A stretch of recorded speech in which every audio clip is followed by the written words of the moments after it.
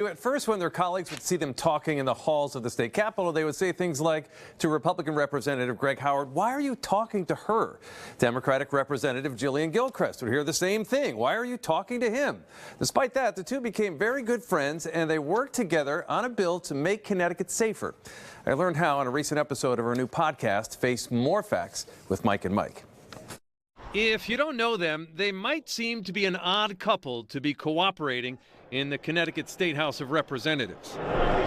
Progressive Democrat Jillian Gilchrist from West Hartford is a social worker by trade and a longtime advocate for liberal causes. Conservative Republican Greg Howard from Stonington has been in law enforcement for more than 2 decades and champions many of the causes on the right. Both of them say those differences are a positive. So Jillian's my friend, and I am happy to say that. I'm honored to say that.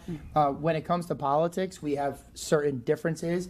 By the way, more so in common. As he said, we disagree, but it's actually very helpful to be able to share our various perspectives and hear what the other has to say. Those perspectives led to groundbreaking legislation that combined their areas of expertise.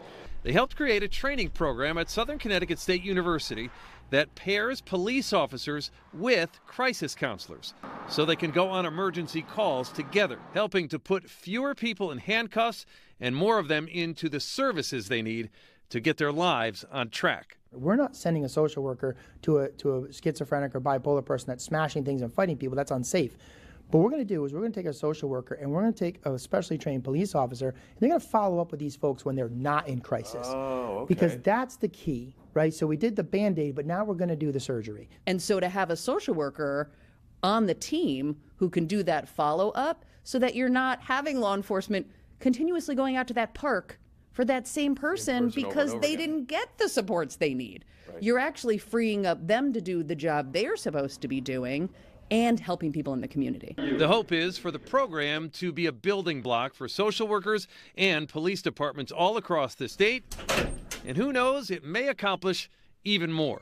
Can this be a framework for other cross-party relationships in the State House? I mean, at our core, we have families.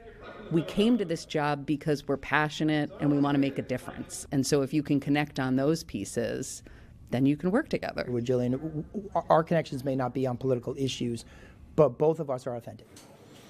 Authentic, and they don't shout. Connecticut is not Washington. To hear our full conversation, check out the Face More Facts podcast with Mike and Mike right now on the NBC Connecticut YouTube page. We also have other top lawmakers there talking on things like taxes and marijuana and affordable housing and more. Amber, back to you.